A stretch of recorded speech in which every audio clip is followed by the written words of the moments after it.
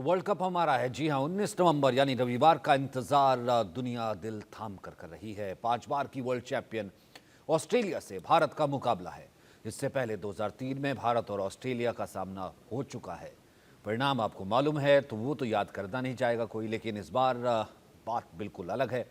Team India unbeaten है, पूरी तरह लय में है। हम कह रहे हैं कि अनबीटन ही नहीं, अनकंपैरेबल है। लेकिन कंगारुओं के साथ ऐसा नहीं है। ना वो अनबीटन है, ना ही उनके पास एक सी लय है।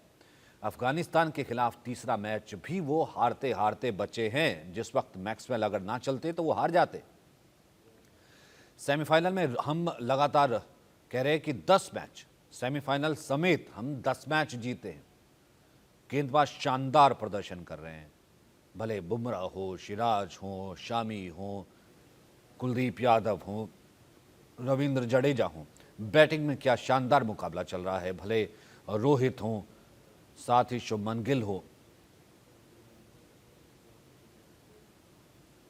चलिए, हमारे साथ नोएल डेविड जुड़ेंगे जो कि भारतीय क्रिकेटर है। हमारे साथ राजकुमार शर्मा है, विराट कोहली के कोच, और साथ ही साथ सुनील यश कालरा जुड़ेंगे जो कि फाउंडर है इंडियन स्पोर्ट्स फैंस के। सबसे पहले राजकुमार सर हमारे साथ जुड़ चुके हैं। Rajkumar ji, as a team हमने देखा है कि किस तरीके से खेली है, और वो 2003 को इस वक्त तक भुला चुकी होगी टीम इंडिया। 2003 माइंड में नहीं होगा, 2011 भी शायद माइंड में नहीं होगा इस टीम के। इस वक्त क्या चल रहा होगा इस टीम के माइंड में, क्योंकि है ओपोनेंट ऑस्ट्रेलिया ही। देखिए, मुकाबला तो मुश्किल है, इसमें कोई डाउट नहीं है। ऑस्ट्रेलिया एक बेहतरीन टीम है और शानदार प्रदर्शन करती है, लास्ट मिनट तक फाइट करती है। लेकिन जो मोमेंटम भारतीय टीम के साथ है, तो मुझे पूरी आशा है कि भारतीय टीम के पास यहाँ पर एज है, क्योंकि अपने सारे मुकाबले जीतकर वो यहाँ पर पहुंचे हैं। ऑस्ट्रेलिया को लीग फेज में भी हमने वर्ल्ड कप के सबसे पहले मैच में हराया है। तो कॉन्फिडेंस भारतीय टीम का बहुत अच्छा है। सभी खिलाड़ी अच्छे फॉर्म में हैं, भले आप बल्लेबाजों की बात कर लें या गेंदबाजों की, सभी अपनी रिस्पॉन्सिबिलिटी पूरी तरह से निभा रहे हैं। तो मुझे पूरी आशा है कि कल आने वाले फाइनल में भी भारत का प्रदर्शन शानदार रहेगा और भारत वर्ल्ड कप जीतेगा। आप अपने घर पे हैं, होम क्राउड के सामने हैं, और पीएमबी मैच देख रहे होंगे। सर, बहुत प्रेशर, या फिर आपको लगता है कि ये टीम जैसे खेल रही है, जैसे इन खिलाड़ियों का माइंडसेट है, ये उस प्रेशर से ऊपर उठ चुके हैं? क्या लगता है आपको सर? बिल्कुल, देखिए, जो ये सारे प्रोफेशनल खिलाड़ी हैं, काफी एक्सपीरियंस टीम है भारत की। आप बल्लेबाजी में देखिए, भारत के पास दो बेहतरीन एक्सपीरियंस बल्लेबाज हैं, रोहित शर्मा, विराट कोहली के रूप में, और साथ साथ जो यंगस्टर्स हैं, आप शुभमन गिल देखिए, एक एक्सेप्शनली टैलेंटेड खिलाड़ी है। और जिस तरह का प्रदर्शन श्रेयस अय्यर, सूर्या और केएल राहुल ने किया है, तो that makes middle order very very strong. और कुल मिला के गेंदबाजी भी वहीं साथ में देखे तो शमी, बुमराह और सिराज की तिकड़ी एक ऐसा बॉलिंग अटैक है जो पहले कभी भी शायद भारत के पास इतना शानदार फास्ट बॉलिंग अटैक नहीं रहा। और कुलदीप यादव बेहद शानदार फॉर्म में नजर आ रहे हैं। और रविंद्र जडेजा एक अनसंग हीरो है जो हमेशा कंट्रीब्यूट करता है और टीम को बैलेंस देता है। तो आप देखें तो एक तरह से भारत ने सारे ही बॉक्सेस टिक किए हुए हैं और बेहद शानदार प्रदर्शन रहा है पूरे शुरुआत से ही वर्ल्ड कप के। बैटिंग स्ट्रेंथ, पहले बैटिंग मतलब मैच अंदर, या फिर नहीं? डेफिनेटली मैं तो चाहूंगा कि बड़ा मैच है तो भारत पहले बल्लेबाजी करेगा, टॉस जीता है, क्योंकि अहमदाबाद की विकेट बाद में थोड़ा स्लो भी हो जाती है और स्ट्रोक्स खेलने थोड़े मुश्किल होते हैं। तो मुझे लगता है कि दोनों में से जो भी टीम टॉस जीतेगी पहले बल्लेबाजी ही करना चाहेगी, क्योंकि ये बड़ा प्रेशर गेम है। वर्ल्ड कप का फाइनल है, सवा लाख लोग वहां पर स्टेडियम में बैठे होंगे और कई करोड़ लोग, सबको पता होगा प्लेयर्स को भी, कि इस मैच को देख रहे हैं। बहुत ज्यादा आशाएं हैं इस मैच से, स्पेशली भारतीय फैंस को। तो पहले बल्लेबाजी करना ही यहाँ पर बेहतर होगा कि आप एक बड़ा टारगेट सेट करें ऑस्ट्रेलिया के ऊपर और फिर दबाव बनाएं। और अगर एक सेट में ये भी लेके चलूं, क्योंकि ऐसा नहीं है कि बड़ा टारगेट हम सेट करते हैं तभी गेंदबाज जो है अच्छी गेंदबाजी करके हमें बचा रहे हैं। वो तो सर हम लोएस्ट जिसे कहते हैं, वो इंग्लैंड वाला मैच भी था जिसमें लो टोटल बना 229 के करीब, और वो मैच भी हमारे बॉलर्स जो है वो 100 रन से जिता गए, श्रीलंका को 55 पे हरा गए। तो हमने वो देखा है, वो अपना काम उस तरीके से कर रहे हैं जैसे बैट्समैन कर रहे हैं। तो अगर पहले गेंदबाजी हुई नहीं देखिए, मैं तो प्रेफरेंस की बात कर रहा हूँ। भारतीय टीम प्रिपेयर्ड है और आप जानते हैं कि भारतीय टीम चेज करने में मास्टर मानी जाती है और वहां पर भारत के पास चेज मास्टर हैं विराट कोहली, जिनका रिकॉर्ड बेहद शानदार है चेज करते हुए। तो मेरा मानना है कि कोई भी परिस्थिति हो, भारत का पलड़ा काफी भारी है ऑस्ट्रेलिया के मुकाबले, क्योंकि ऑस्ट्रेलिया एक बहुत शानदार टीम है बट स्क्रैची क्रिकेट खेल कर पहुंची है। कल भी सेमीफाइनल में वो बहुत जूझ कर फाइनल में पहुंचे हैं। कोई ऐसी कन्विंसिंग विक्ट्री नहीं रही है और वहीं पर अगर भारतीय टीम को आप देखें तो बहुत कन्विंसिंग विक्ट्री रही है उनकी। सारे मैचेस उन्होंने वन साइडेड जीते हैं, कोई भी परेशानी का सबब नहीं रहा है किसी भी मैच में। तो that gives you lot of confidence. वहां से आपका मोमेंटम बना हुआ है, एक मोरल टीम का हाई है। तो मुझे लगता है किसी भी परिस्थिति के लिए भारतीय टीम पूरी तरह से तैयार है। चलिए ठीक है, मैं वापस लौटूंगा क्योंकि आंकड़े बहुत दिलचस्प हैं और आंकड़ों के लिहाज से तो टीम इंडिया जो है वो कहीं ना कहीं चाहेगी कि उन आंकड़ों को ना दोहराया जाए। हमारे साथ सुनील यश साहब जुड़ गए हैं, उनसे मैं बात करूंगा जब तक वो हमारे साथ थ्रू होते हैं। लेकिन 2003 को तो बिल्कुल भुला चुके होंगे ना अब राजकुमार जी? अरे अब 2003 के बाद 2011 हुआ है बहुत, और जिस तरह अब भारतीय क्रिकेट इवॉल्व हुआ है ना सचिन, मुझे लगता है कि ये बहुत ही शानदार टीम है। ये one of the best teams है वो वनडे क्रिकेट की भारत की, जो प्रेजेंट खेल रही है। और सबसे अच्छी बात है कि ये एज ए टीम खेल रही है, एज ए यूनिट खेल रही है, जो जहां पर everybody is defined by his role और सब लोग फॉर्चुनेटली उस जो रोल उन्हें दिया गया है उसको पूरी तरह से निभा रहे हैं। वो एग्जीक्यूट कर पा रहे हैं, वहां जाकर अपने आप को एक्सप्रेस कर पा रहे हैं ग्राउंड में जाकर, जो कि सबसे इम्पोर्टेंट है। और इसीलिए मैं कह रहा हूँ कि भारतीय टीम के साथ मोमेंटम है और भारत के साथ दुआएं तो आपको पता कितनी हैं ही। जाहिर सी बात है। सुनील जी, आप किस आंकड़े से शुरू करना चाहेंगे? 2003 से शुरू करना चाहेंगे, दर्शकों को बताएंगे, या 2011 से जब हराया था भारत ने उससे शुरू करना चाहेंगे? देखिए हमारी नज़र में, हमारी सोच जहन समझ में 2003 की वो आफ्टरनून याद है साउथ अफ्रीका में, जब पॉन्टिंग ने एक absolutely out of the world impactful inning खेली थी। गिलक्रिस्ट ने हमें हरा दिया था, उस टाइम पे गिली था, अब हमारे पास गिल है। उस टाइम पे सौरभ गांगुली था, इस बार हमारे पास रोहित है। तो आप देखेंगे गिली और गिल के बीच में काफ़ी 20 साल निकल गए, बट उसके अंदर क्या हो गया, ये बड़ी इंपॉर्टेंट अच्छा पॉइंट आपने जस्ट पोक्स किया है कि इंडिया एक भी मैच हारता हुआ नहीं गया ऊपर। यहाँ पे ऑस्ट्रेलिया 3 मैच ऐसे थे जो हारते हारते जीता। कल का भी मैच अगर आप देखें तो उन्होंने मैच ऊपर तो लीड ले ली थी पर खत्म नहीं किया। ये खत्म ना करने का जो टाइम है, इनके पास बड़ी तकलीफ है। 2003 में उनके पास कप्तान कुछ और था और उनका एग्रेशन बहुत था। ये वो कप्तान नहीं है, इसको गेम खत्म करना नहीं आता। टेक्निकली बात कर रहा हूँ मैं, अपना आंकड़े के हिसाब से कह रहा हूँ। 3 मैच, पाकिस्तान का मैच भी ये उसके अंदर खो गए थे। अफगानिस्तान के मैच में अगर मैक्सवेल नहीं खेलते तो ये मैच उनके हाथ से निकल गया था। कल ये जीते नहीं है। तंबा बबूमा ने अपनी 7 या 8 टैक्टिकल एरर्स किए अपनी कप्तानी में। 6 चांसेस और 4 हाफ चांसेस छोटे। बट अगर आपके पास इतना बड़ा आपको अगर लाइफलाइन मिलती रहेगी तो आप पहुंचेंगे फाइनल में। ये टीम गिरते पड़ते ऊपर आई है। रही बात इंडिया की, चांसलेस बैटिंग, चांसलेस बॉलिंग, 17 न्यू रिकॉर्ड्स एक मैच में, 26 ओवरऑल वर्ल्ड कप में। बैटिंग देख लीजिए आप, टॉप है। विकेट कीपिंग देखिए टॉप है। स्पिनर्स देखिए टॉप है। और दुनिया का जो सबसे बढ़िया नंबर 1 ऑफ स्पिनर है वो आज आपका रिजर्व में। दुनिया का सबसे बढ़िया ओडीआई का जो आपका ऑलराउंडर है वो बाहर बैठा हुआ है, उसकी कोई बात ही नहीं कर रहा। हार्दिक पांड्या और अश्विन की बात कर रहा हूं। जब ऐसी टीम होगी आपके पास जो इनविंसिबल होगी, तो ये टीम 2003 की ऑस्ट्रेलिया की टीम है। और ये जो कप्तान आप बात कर रहे हो, मैंने बड़ी उसकी स्टैटिस्टिकली, मैंने पर्सनली बहुत उनकी आलोचना की थी और बहुत कहा था कि ये वैसे नहीं है, अग्रेशन नहीं है, क्योंकि विराट के लेवल पे आने वाला अग्रेशन एक अलग लेवल का चाहिए। बट इसने क्या किया, इसने एक बड़ी सेल्फलेस इनिंग खेली है पूरे वर्ल्ड कप में। 47 रन के ऊपर वो ऊपर वाला शॉट खेलता है। मतलब इसको अपनी तालियों से ज़्यादा इसको टीम का इम्पैक्ट प्लेयर बना है। और वो इम्पैक्ट 4, 5, 6 बार बन के आया। ये भी चाहता तो अपनी सेंचुरी कर सकता था, बट इसका रोल ही है इम्पैक्ट करने वाला। जब आपका कप्तान स्टीव वॉ जैसा दिलेर, अग्रेसिव, कितनी सेल्फलेस क्रिकेट खेल रहे हैं ना सुनील भाई। मतलब आप देखिए, मैं लेकर के आऊंगा, मतलब किस तरीके से वो 7 ओवर में चाह रहे कि भैया 90 लग जाए और 100 के करीब आ जाए।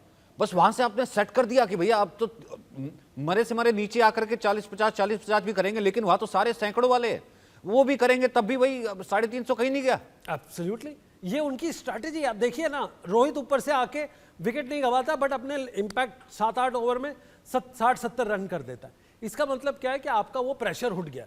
अगर आपको कोई अच्छा बॉलर आया जिसके 10 ओवर निकालने, एडम जैम्पा जैसा अगर बॉलर आया, आपको पता है 3-4 ओवर ये बड़े कड़क कर लेगा, उसको बचाने के लिए आप क्या करोगे? आप उसको प्रेशर ना आए तभी आप ऊपर खेलोगे। दूसरी रही बात इनके पावर प्ले में, 80, 90, 95 रन ये बना ही लेते हैं। पिछले 3 इनिंग्स का अगर आप रिकॉर्ड देखो तो 90, 95 और 100 भी टच कर जाता है। इसका मतलब क्या है कि एक ओवर में बाद में ये 10 रन भी खेल लेते हैं। और बीच में कौन है आपके पास? The king of kings, the emperor of emperor, Virat Kohli, जिसकी एवरेज किसी प्लेयर ने आज तक 700 रन नहीं बनाया।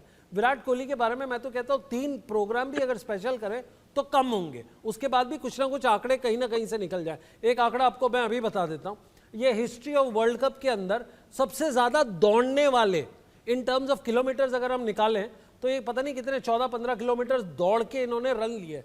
ये रन आज तक ऐसा नहीं हुआ कि आपकी एवरेज 100 की हो और स्ट्राइक रेट 88 की हो और आपने हाईएस्ट रन किए। और दूसरी बात देखिए, इंडिया को लो स्कोरिंग मैचेस भी मिले हैं, इंडिया ने कभी कभी कम भी चेस किए। तो इसका क्या मतलब है? जैसे 200 रन ऑस्ट्रेलिया के बनाए, ऐसा नहीं है कि सारे मैच 400 पे अटके। उसके मतलब ये है कि 67%, 56% उसमें विराट कोहली अकेले का योगदान है। तो आपके पास जब ओपनिंग एक्सप्लोसिव हो, बीच में अगर आपके पास बिल्कुल एकदम सतह तकड़ी हो और आपके पास स्पिनर और पेसर वर्ल्ड के बेस्ट हो, तो आपको फिर ज्यादा चीजों से डर नहीं लगता, टेक्निकली और स्टैटिस्टिकली। बाकी क्रिकेट में कुछ हो जाए, कोच साहब जानते हैं। राजकुमार जी, ये कोहली इफेक्ट है क्या सर? मिसमराइज, मतलब कि जिसे क्या कहते हैं, टीम में ठीक है, टीम खेल रही है, मतलब सबसे ज्यादा रन बनाने वाला कोहली, सबसे ज्यादा भाग करके, अभी सुनील भाई ने ये जो आंकड़ा बताया, सबसे किलोमीटर्स में भाग करके 12 से 15 किलोमीटर, सुनील भाई आपने कितना कहा? 12 से 15 किलोमीटर भाग करके जो है भागने वाला, आगे बढ़ेगा। हाँ, ये देखिए वो है कोहली, सबसे ज्यादा रन बनाने वाले कोहली, सबसे ज्यादा सेंचुरी वाला कोहली। मतलब ये कोहली इफेक्ट क्या है और वो क्या सोच के वर्ल्ड कप इस माइंडसेट से उन्होंने शुरू किया था? देखिए सचिन एक पॉजिटिव माइंडसेट के साथ वो मैदान में उतरता है कभी भी, not only world cup, otherwise भी वो हमेशा एक ही प्लान होता है उसका, एक ही एम होता है कि भारतीय टीम जीते, नंबर 1 रहे, और उसके लिए वो कंट्रीब्यूट करना चाहता है। यहाँ पर ही नोस कि वो सीनियर मोस्ट प्लेयर है और उसके अराउंड रिवॉल्व करेगी भारतीय बल्लेबाजी, तो उसको उसका एक रोल है भारतीय टीम में कि वो एंड तक खेले और दूसरे एंड से स्ट्रोक्स खेलते रहें, और जिसको बल्लेबाजी वो निभा रहा है और जानता है कि वो कितना इंपॉर्टेंट रोल है। 3 नंबर पर एक बहुत ही क्रूशियल पोजीशन है वनडे क्रिकेट में, और इतना एक्सपीरियंस है उनके पास और फिटनेस लेवल उनका जो है, इसी वजह से वो इतना डिलीवर कर पा रहा है। इतना भागने की जो बात सुनील जी कर रहे हैं कि वो इतना भाग पा रहे हैं क्योंकि वो फिटनेस पे इतना ज्यादा अपना वक्त लगाते हैं और एक रोल मॉडल बन गए हैं वो सभी के लिए, नॉट ओनली क्रिकेटर्स बल्कि पूरे देशवासियों के लिए।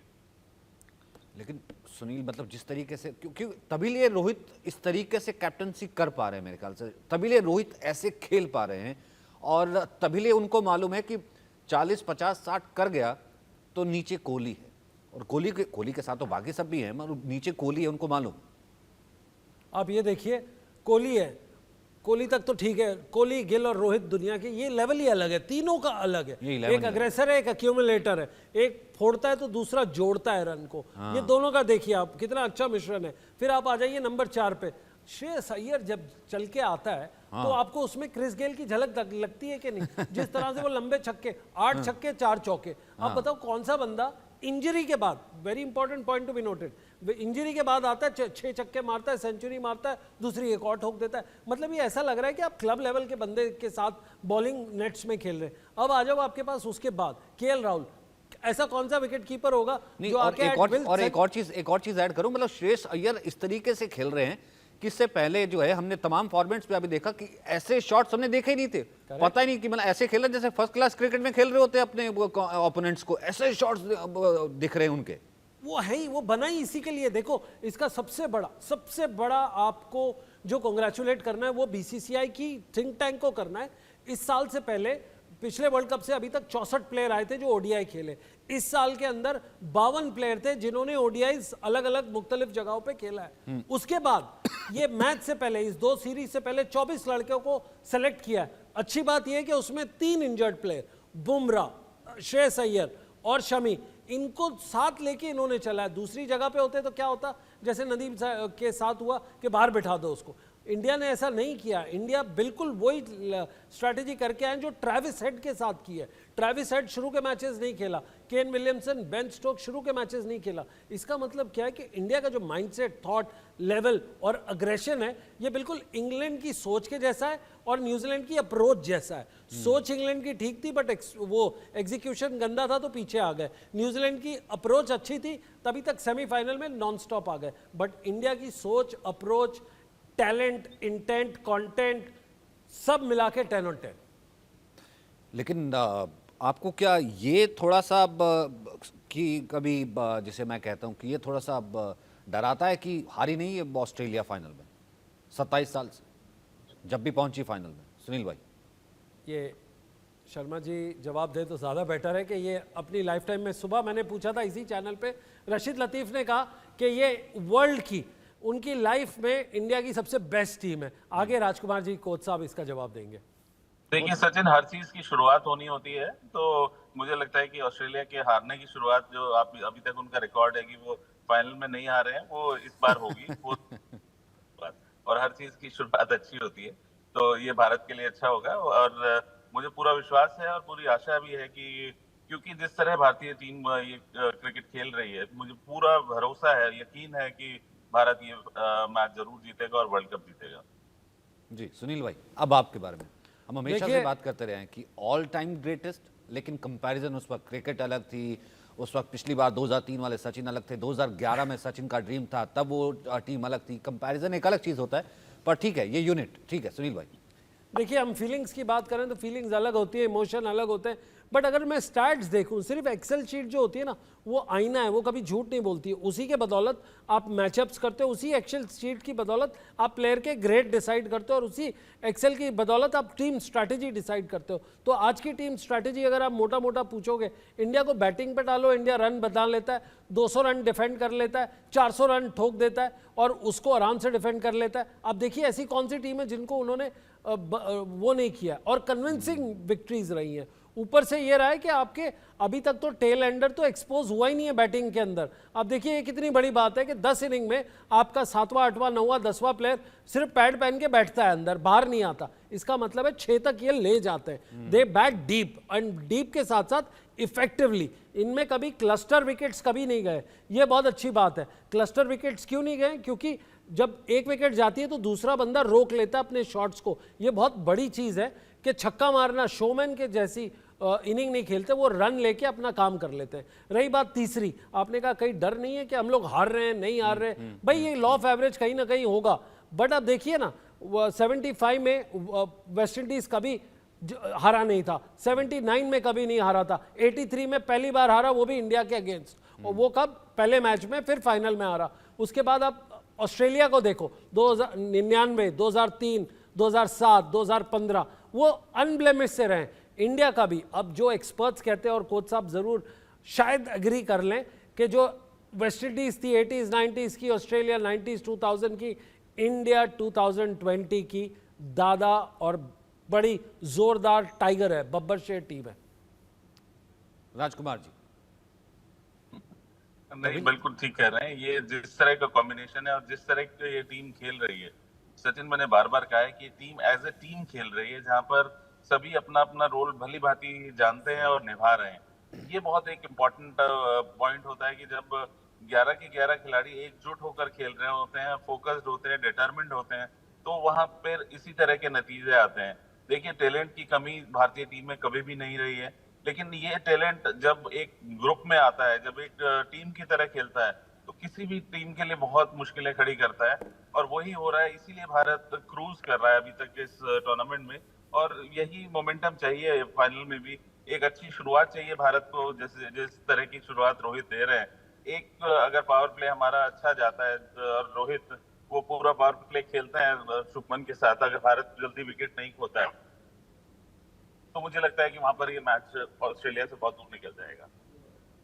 तो पहले बल्लेबाजी के साथ पहले गेंदबाजी, क्योंकि आपके आने से पहले सुनील भाई मैं यही बात कर रहा था राजकुमार जी से, पहले बल्लेबाजी तो ठीक है सोने पे सुहागा, टॉस जीते हर कोई जीता, ये हर कोई जो है वो यही चाहेगा कि टॉस हम जीते, पहले हम बल्लेबाजी करें, स्कोर पर जो बोर्ड पर जो स्कोर है 350 350 लगा दे क्योंकि बड़ा वापस स्टेडियम है। लेकिन प्लान बी भी एक गेंदबाज भी तैयार है हमारे। बिल्कुल प्लान बी भी है हमारा। हम देखिए हमें फ़र्क नहीं पड़ा है पूरे टूर्नामेंट में, टॉस जीतो हारो आप दोनों जगह में आप विक्टोरियस आ रहे हैं। इसका मतलब क्या है कि आपके पास प्लान बी नॉट ओनली दिमाग में है बट आप एक्सेलरेट करके उसके ऊपर चल रहे हो और सक्सेसफुल हो। फॉर एग्जांपल कल के उसके अंदर अगर आडम जंपा नंबर 2 पे है तो आपको इस बात का ध्यान देना पड़ेगा कि वो पिच से काफ़ी उतना उनको परचेज नहीं मिलेगा क्योंकि वो स्किडर है, वो फ्लिप करता है और रादर देन स्पिनर होगा तो ज़्यादा फायदा होगा, तो उसका आपको फायदा इंडियन स्पिनर्स को होगा। रही बात बॉलिंग की, आपके पास वार्नर है बट इंडिया के पास दोनों जो बॉलर्स हैं सिराज और शमी वो हवा में आउटस्विंगर ज़्यादा डालते हैं लेफ्ट हैंडर को। इसका मतलब है वो कमिट कराएंगे और वहाँ से विकेट निकल के आएगी और फायदा किसको होगा अल्टीमेटली, आपके अगर टॉप 2 निकल गए पावर प्ले में तो you are going at a fast speed towards victory, क्योंकि आपका अगर सेकेंड इनिंग में अगर आप करोगे तो आपको फायदा ही होगा ऐसे 3 फास्ट बॉलर्स का। फिर आ जाते हैं ये, फिर आपने कहा चलो प्लान बी में क्या है, 5 बॉलर नहीं चले, आपको 7 बॉलर से चलना है। चलिए ठीक है, आपने उस दिन विराट ने भी ट्राई किया, रोहित ने भी किया, शुभमन गिल ने भी किया, तो इसका मतलब है आपको उनके अंदर से भी अगर 2-2-2 एक विकेट भी लिया और विकेट भी लिया। हाँ विकेट लिया, ओह कितना अच्छा वो था कि ऐसा क्या होता है कि टॉप बैट्समैन बॉलिंग करने आता है विकेट ले लेता है, फिर कप्तान बोलता है यार मैं भी करता हूं क्योंकि मैं 8 साल पहले आईपीएल में करता था, तो वो भी विकेट ले जाता है। अब आपको चाहिए क्या, आपके पास इतने विकल्प है, ये तो मैं कह रहा हूं आपका प्लान बी नहीं प्लान सी डी ई है। मतलब प्लान तो उधर तैयार हो रहे होंगे, ए बी सी डी के क्या प्लान रखने हैं। बिल्कुल, इसमें सिर्फ एक और एक प्लेयर है जिससे हमको ज्यादा डर है कल के लिए, वो ना ही मैक्सवेल है ना ही वार्नर है, वो आपका है ट्रेविस हेड। क्यों? क्योंकि वो पूरा इंजरी होते हुए राइट टाइम पे पीक कर रहा है वो इंडिविजुअली। आप ऑस्ट्रेलियन टीम को देखो, 2 मैचेस हार गई फिर नीचे गई, बाकी के 3 मैच जो जीते ऊपर नीचे स्नेक्स एंड लैडर्स जैसे जीते। बट अगर कोई प्लेयर अगर कल को आपको तकलीफ में दे सकता है वो है ट्रेविस हेड। वो स्पिन भी करने लगा और वो हवा में जब फेंकता है ना तो आपको वो 4.3 4.2 डिग्रीज का वो होता है, एक छोटा सा टेक्निकल टर्म है ये समझाऊंगा। मैचेस में 3.89 डिग्री जैसे आपका कंपास होता है ना ज्योमेट्री का, उसके अंदर 5% टर्न होती है, 7% होती है, पर अगर आपके पास 4.3 हो गई जैसे ईडन गार्डन्स और मुंबई में हुई थी, इसका मतलब है कि जो बंदा हवा में फेंकता है वो निकाल के लाता है। उसका टेक्निकल रीजन भी है क्योंकि आपका ड्यू आ रहा है, आपका वेदर अभी ठंडे की तरफ चल गया है, लाइट के अंदर फर्क पड़ता है और अहमदाबाद में तो आपका और ज़्यादा ड्यू फैक्टर है। तो आपको लगता है कहीं ना कहीं आपके जो बॉलर्स हैं जैसे कुलदीप हो गया और जडेजा हो गया, हवा में जैसे फेंकेंगे आपको फायदा है। बट हाँ, नुकसान ट्रेविस हेड से, उसकी बैटिंग से, उसके फॉर्म से, वो चक्कर है जी। Pat Cummins as a bowler बहुत अच्छे हैं बट वो एज अ कप्तान वो ना ही स्टीव स्मिथ के फैब्रिक के, मैंने इसलिए नाम लिया, अब बिल्कुल बहुत एवरेज नजर आए हैं, कुछ बहुत आउटस्टैंडिंग कैप्टनसी नजर आई नहीं मुझे। बिल्कुल स्टीव वॉ, रिकी पॉन्टिंग, वो पपी जिसको बोलते हैं उन लोग, वो माइकल क्लार्क, उनके लेवल में ये बहुत ही स्मिथ भी बेटर थे सर। हाँ जी, स्टीव स्मिथ भी बेटर था इससे बहुत ज्यादा। स्टीव स्मिथ का तो जो अग्रेशन था, एक बात हमने देखिए स्टीव स्मिथ कितना बड़ा प्लेयर है, कितना उसके रिकॉर्ड्स हैं उसके नाम पे, पर हमने उसका जिक्र इसलिए नहीं किया क्योंकि वो फॉर्म में नहीं चल रहा और वो अपने आप को बचा के, वो पहले खेलता था हटो बचो इनिंग जिसमें आप बचो भी और हटो भी, बट अब क्या हो रहा है वो खुद बच बच के घूम रहा है कि कोई बॉलिंग आ रही है स्निक लग जाए वो ना हो जाए। तो स्टीव स्मिथ का अग्रेशन भी नहीं है इसमें। पैट कमिंस, ये वही टीम है, अगर आपने 2003 की जो बात की थी, इंडिया टीम ऑस्ट्रेलिया टीम है वो 2003 की, और ये टीम इंडिया जैसी अगर आप मिक्स कर लो कि प्लेयर तो हैं पर मैच विनर और इम्पैक्ट प्लेयर 1 या 2 ही हैं। इंडिया के पास 8 इम्पैक्ट प्लेयर्स हैं, 8, बताइए। तो इसलिए शायद तभी लिए जो कॉन्फिडेंस जो है वो कॉन्फिडेंस की इतनी भरमार है कि सुनील भाई पीएम खुद पहुंच रहे हैं देखने के लिए अपने, और खुद ही पीएम के नाम पर है नरेंद्र मोदी स्टेडियम है, नरेंद्र मोदी खुद रहेंगे। बिल्कुल बढ़िया है।